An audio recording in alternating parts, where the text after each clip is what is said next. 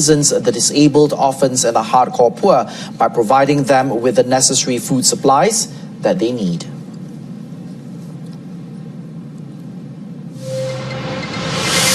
Coming up, Japanese steel maker to compensate South Koreans for forced labor during World War II. That and more coming up in a foreign segment. You're watching News on 2.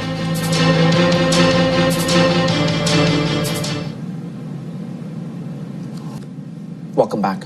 Search and rescue personnel worked through the night to find victims of the Lion Air plane crash in Indonesia, sending 24 body bags to identification experts as the airline flew dozens of grieving relatives to the country's capital. The 2-month-old Boeing jet crashed into the Java Sea early Monday morning, just minutes after taking off from Jakarta, killing all 189 people on board. President Joko Widodo had ordered the search and rescue effort to continue through the night. The National Search and Rescue Agency said on Tuesday that 10 intact bodies as well as body parts had been recovered. Specialist ships and remotely operated underwater vehicle have been deployed to search for the plane's hull and flight recorder. Search and Rescue Agency Chief Muhammad Saugi said his team is using a multi-beam echo sounder to locate the plane's main body.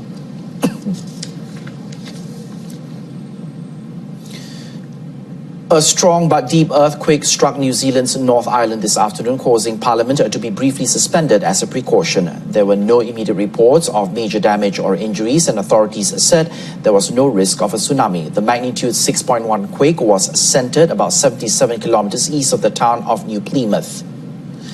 It was at a depth of 227 kilometers, according to the U.S. Geological Survey.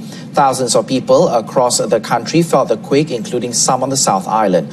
In the capital, Wellington, members of parliament left the debating chamber for about 30 minutes after Anne Tolley, the acting speaker, suspended proceedings and said MPs should return to their offices and check on staff. Civil Defence Minister Chris Fa'ofoy said there was no immediate reports of damage, but people should remain cautious and vigilant for possible aftershocks.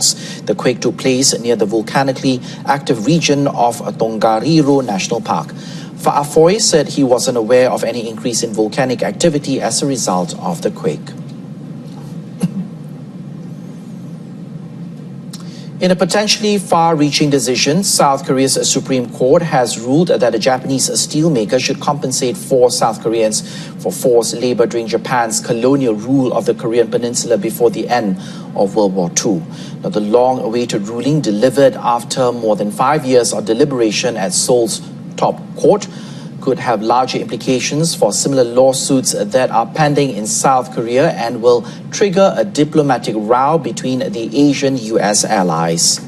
Japanese Foreign Minister Taro Kono said the ruling clearly violated a 1965 treaty between Seoul and Tokyo, accompanied by Japanese payments to restore diplomatic ties. He threatened resolute countermeasures from Tokyo, which could potentially take the case to the International Court of Justice.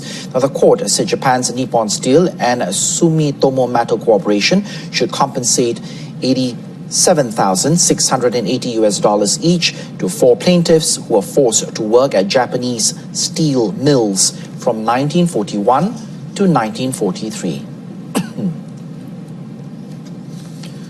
The spy chief says Australia's critical infrastructure, including electricity grids, water supplies and hospitals, could have not been adequately safeguarded if Chinese-owned telecommunications giants Huawei and ZTE Corporation were allowed to help roll out the nation's 5G network. Australian Signals Directorate Director General Mike Burgess said his cyber experts had backed the government's decision in August to bar the 2 Chinese companies. Burgess said the security agencies have protected sensitive information and core functions of Australian telecommunications networks by limiting involvement by companies viewed as risky. He said a potential threat anywhere in the 5G network would compromise the whole network. Stakes could not be higher. This is about more than just protecting the confidentiality of our information.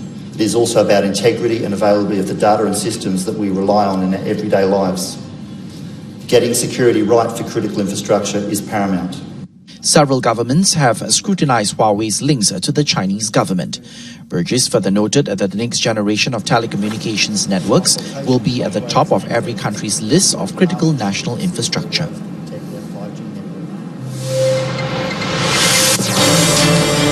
Coming up in sports, Real Madrid sack Julen Lopetegui after humiliation at Barcelona.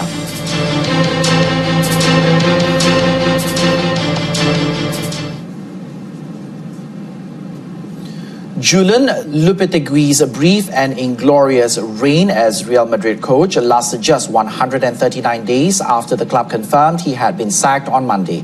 Lopetegui was dismissed following a meeting of the board of directors who concluded there had been a great disproportion between the quality of the staff of Real Madrid and the results obtained to date. Santiago Solari, the club's B team coach, has been put in temporary charge and is now expected to leave Real for their Copa del Rey game against Minos Melilla on Wednesday. The Argentinian could also remain in post for Saturday's La Liga match at home to Real Valladolid. Lopetegui's last game proved a humiliation as Madrid were hammered 5-1 by rivals Barcelona in the Clásico on Sunday. The defeat was their fifth in 7 games and seemingly convinced President Florentino Perez that change was required. According to a media report, Antonio Conte is the early favourite, but initial talks have not gone smoothly. Other links with the post include Belgium coach Roberto Martinez and former Real Madrid midfielder Guti. In Italy, Mauro Icardi scored in either half as Inter Milan beat Lazio 3-0 under the rain in Rome on Monday to move ahead of Napoli and into second place behind Juventus in Serie A. With just 1 point separating the two sides, the match was also an important step in the race for Champions League places next season. Under sudden bursts of torrential rain, the game sprung to life with Icardi's opener after 28 minutes when Ivan Perisic crossed for Matias Vecino, who flicked on Icardi to finish off.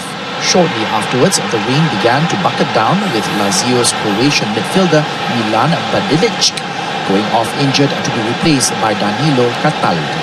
But Inter continued their charge with Marcelo Brozovic getting the second after 41 minutes, firing into the bottom left corner. The visitors seemed more at ease on the water-lodged pitch, continuing to dictate play. Lazio, however, did not give up with Samir Handanovic pushing an Adam Marusic effort over the bar. But there were only sporadic signs of a fight back, with Icardi drilling in the third with ease from a distance. And our sports segment concludes this evening's edition of News on 2. In our top story, more corrupt government officers to face the law. Join us again at 12:30 tomorrow afternoon for more updates. Until then, stay tuned to TV2. Have a pleasant evening. I'm Adrian Seed, signing off.